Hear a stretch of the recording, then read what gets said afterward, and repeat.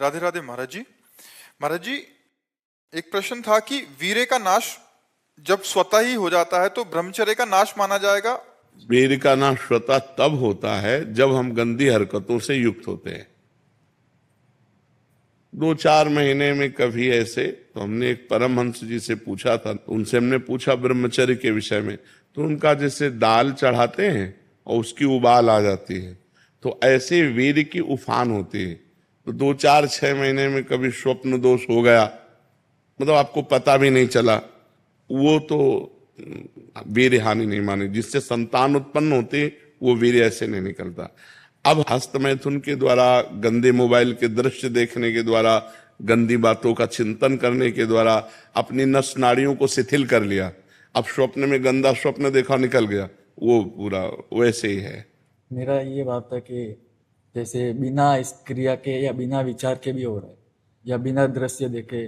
तो पहले से आपने गंदी हरकत की है, ऐसा हो ही नहीं। पहले मतलब बहुत साल पहले। 1000-2000 वर्ष के हो क्या? अरे 18-20 के हो गए, 18-20-24 नौजवान बच्चे कह रहे हो पूर्व काल में ऐसा कहे। बच्चा क्या है कि जब ये बहुत गलत प्रक्रिया है जो अब हमें बार बार गंदी बातें बोलने में मतलब, पर हम इसलिए खुल के बोलते हैं कि हमारे नौजवान भाई इसको समझें। ये जो हस्त मैथुन है, ये ऐसी गलत प्रक्रिया है कि हमारे गुप्तेंद्री के नस नाड़ियों को इतना शिथिल कर देता है कि जरा सी गंदी बात चिंतन मात्र से वीर्यपात होने लगता है, या जरा सा स्पर्श मात्र से वीर्यपात होने लगता है। गंदी भावना से युक्त हुई आप जहां भाव आपके अंदर काम भाव है, वो मतलब गृहस्थी लायक नहीं रह जाता। अब जैसे पूर्व में ऐसा घर्षण किया, अब जैसे उसका अभ्यास बन गया, तो अब उसके 2 ही उपाय हैं। एक तो व्यायाम, 2-3 किलोमीटर दौड़ लगाओ, दंड बैठक 15-20 मिनट लगाओ, अब वो क्रिया बिल्कुल कभी ना होने पाए। और दूसरी औषधियां, आयुर्वेदिक ऐसे डॉक्टर से, वैद्य से मिलो जो आपको ब्रह्मचर्य पुष्ट होने वाली औषधि बताएं, तो 2 ही उपायों से इसको वश में किया जा सकता है। और जब स्नान करें तब ठंडा जल नाभि के ऊपर यहां से 2-4 लीटर ऐसे धीरे धीरे ठंडा जल डालें ऐसा, और जब लघुशंका जाए तो आधा लीटर ठंडा जल से गुप्तेंद्री को उसको, तो धीरे धीरे वीर्य पुष्ट होने लगे तो है। घर्षण कभी ना करें, अगर हस्तमैथुन का घर्षण करेगा भूल से भी तो फिर ठीक होने वाला नहीं। और ये इतना बुरा है कि अगर शुरू हो गया तो उठने लायक भी नहीं रखता। तो अभी तो नए बच्चे को सुधार हो सकता है, 2-3 किलोमीटर दौड़ लगाओ, ठंडा जल। जिम करता हूँ।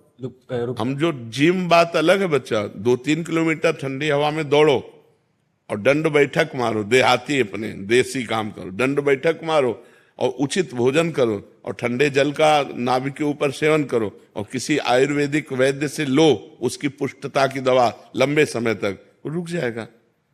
वो एक मनोवाह नाड़ी है हमारे अंदर, जब हम कोई गलत चिंतन करते हैं तो वो मथानी की तरह, वीर्य का कहीं स्थान नहीं पूरे शरीर में, पूरे शरीर के खून को मथ करके वो 1 मिनट में जैसे दूध से घी निकाल लेते हैं ना, ऐसे खून को मथ करके वीर्य निकालती है।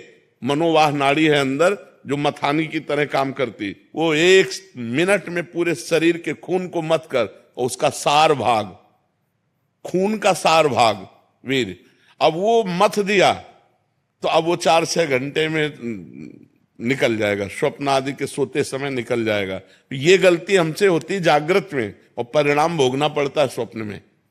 वो मनोवाह नाड़ी ने अगर मथ दिया, जैसे आप कामुक हो गए, अब उसने काम कर दिया, अब वो निकल जाएगा। अब आपका, आप कुछ करो या ना करो, वो अपने आप निकल। इसीलिए तो चिंतन संभालने के लिए हम कह रहे हैं राधा राधा नाम जप करो, भगवत चिंतन करो, गंदी बातें देखो मत मोबाइल से। देखते हो मोबाइल से आपसे जुड़े न तो कितने महीनों से चिंतन भी नहीं हो रहा है। हाँ, वो पूर्वाभ्यास, चूंकि फिर भी ये हो रहा है। पूर्वाभ्यास जो है ना, तो अब 2 काम कर लो आप, एक व्यायाम और दूसरा हमने जो बताया डॉक्टर से मिलो। डॉक्टर भगवान का स्वरूप होते हैं, वो कुछ ऐसी औषधियां देंगे जिससे इसका है, औषधियां हैं ऐसी हैं। ये ब्रह्मचर्य रोकने के लिए बिल्कुल बीमार की तरह भोजन किया जाता है, दाल रोटी साग बिल्कुल और पवित्र विचार, चिंतन पवित्र, आचरण पवित्र, आसन पवित्र, तब वो ये ब्रह्म शक्ति है, कोई साधारण थोड़ी। पर बड़े भाग्यशाली हो जो इसे रोकना चाहते हो। प्रयास करो, प्रयास करो। चेष्टा की है, लेकिन आज 23 साल का हूँ। मैं तुमसे कभी ये नहीं किया, वीर्य का नाश नहीं किया, आपकी कृपा। ये खाली पता नहीं, चिंतन से पहले होता था, लेकिन अभी आपसे जुड़ा हो तब से तो चिंतन होना ही बंद हो गया आपकी कृपा से इस काम का, और खाली अभी अपना हो रहा है। आप ये पहले व्यायाम करो, व्यायाम करो, और ये दौड़ भाग करके इसको शिथिल करो। ये प्रयोग में आ जाएगा तो सही हो जाएगा।